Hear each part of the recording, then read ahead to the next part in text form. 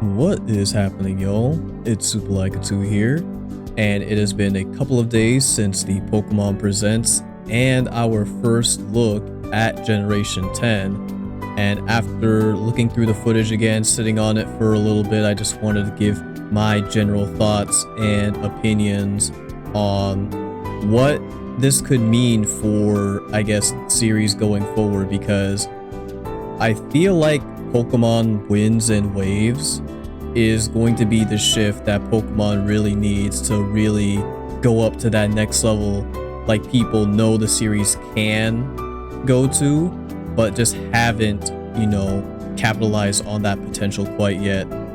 And I'll be honest, when I first saw the reveal for Pokemon Winds and Waves, I liked a lot of the stuff that was in the trailer, but in the back of my head, I couldn't help but think to myself, considering that this is the first Switch 2 exclusive title, I kind of was expecting a little more, but when I really sat down and looked at the footage again, I realized that there is a lot of substantial improvements here, and there's actually some things that they've implemented that seem to be direct criticisms from Pokemon Scarlet and Violet, which I guess I can talk about the sort of art style of the game, which seems to take some aspects of the Scarlet and Violet art style, but it definitely does seem to be an improvement upon it. Like, they took the basis of that game's look and just says, okay, how can we sort of give more life to it? How can we make it more, I guess, colorful? And that's basically what we have here with Pokemon Winds and Waves. Now, for each generation, they've kind of made it, at least in the Switch era, each of the Switch games have a distinct look to them.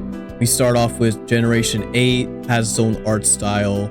Then we go to Gen 9, we had Pokemon Let's Go, Legends Arceus, Legends ZA, and now we go into Pokemon Winds and Waves, which does take some design cues from Scarlet and Violet, which originally I thought, people wouldn't be all too happy about, until I saw some, at least, reactions to the trailer online, and the overall sentiment I've seen has been relatively positive, and that's not necessarily because of the art style per se, but I think it's because of the environmental design that they've decided to go for, because that was the one thing I pointed out in my initial reaction to the trailer, was that a lot of the different biomes that they've included look really good. They feel actual,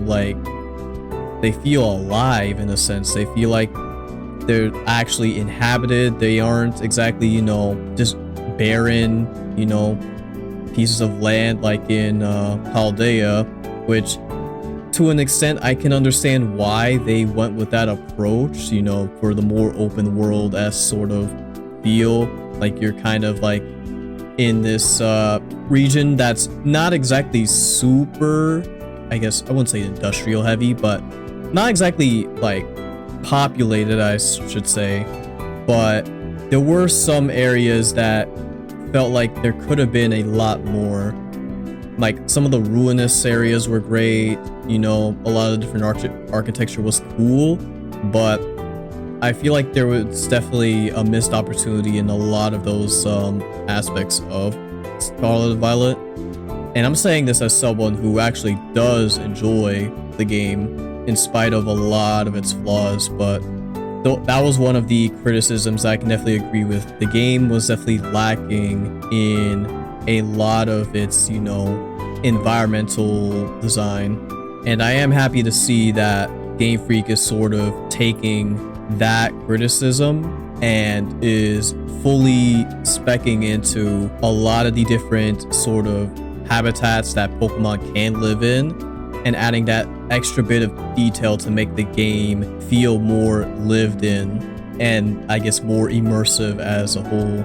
And even though at least the texturing does seem a bit rough, of course, this is like probably some very early build. This is probably a build from, I wouldn't be surprised if it was from last year that they're like actually, you know, showing off. But I know by the time that the game fully releases, it's going to look so much better. And one thing I particularly wanted to point out, them waves, bro. They don't call this Pokemon Winds and Waves for no reason. Them waves look so clean, dude. Like, I was thoroughly impressed by the look of the waves.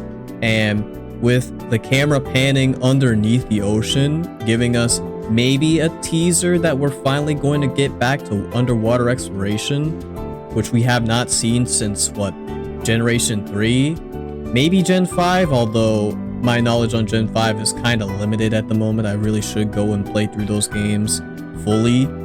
I've only like touched the beginning of those and just kind of stopped, so that's my bad.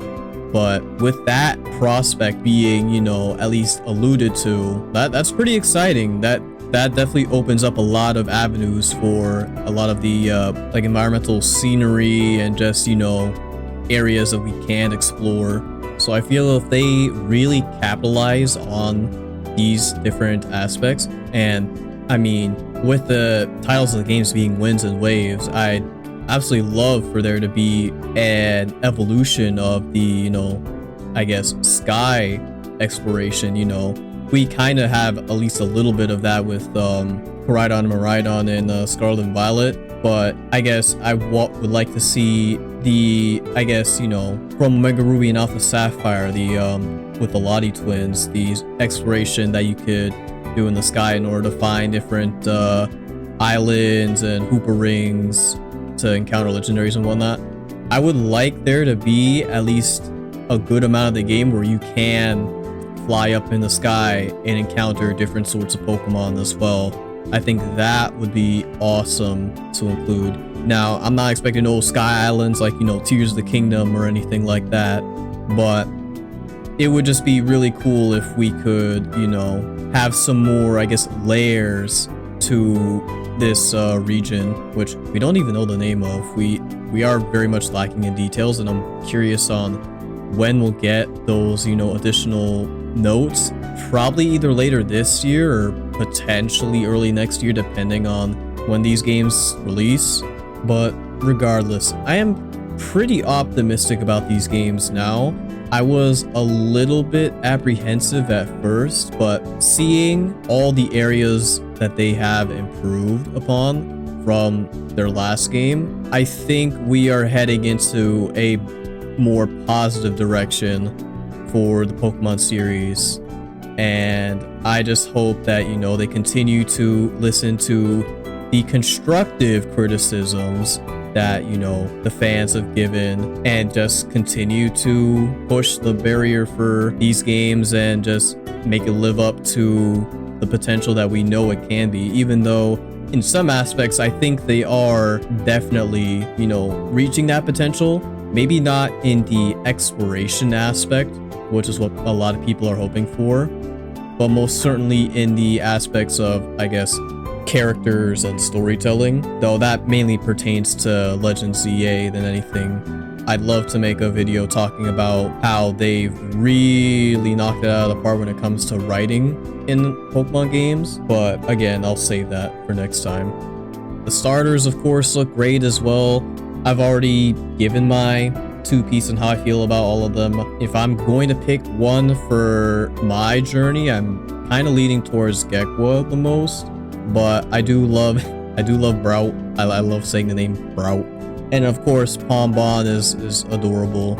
Like, who doesn't love a fire Pomeranian? But yeah, no, I think things are really looking up for Pokemon moving forward, especially considering we're hitting the 10th generation, which is certainly a big milestone.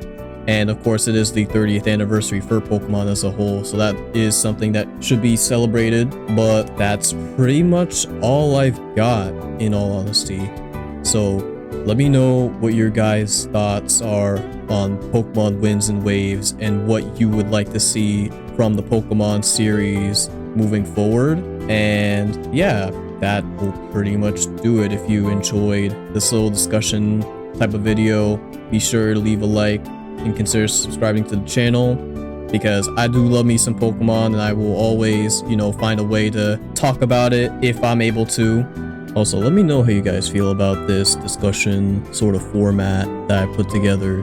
Would you guys like more of these, I guess, unscripted commentaries, or do you think I should go for a more scripted approach? Because I feel like I can write myself a mean script, but unscripted commentary just feels more natural and more down to earth. So yeah, I'll leave that all up to you.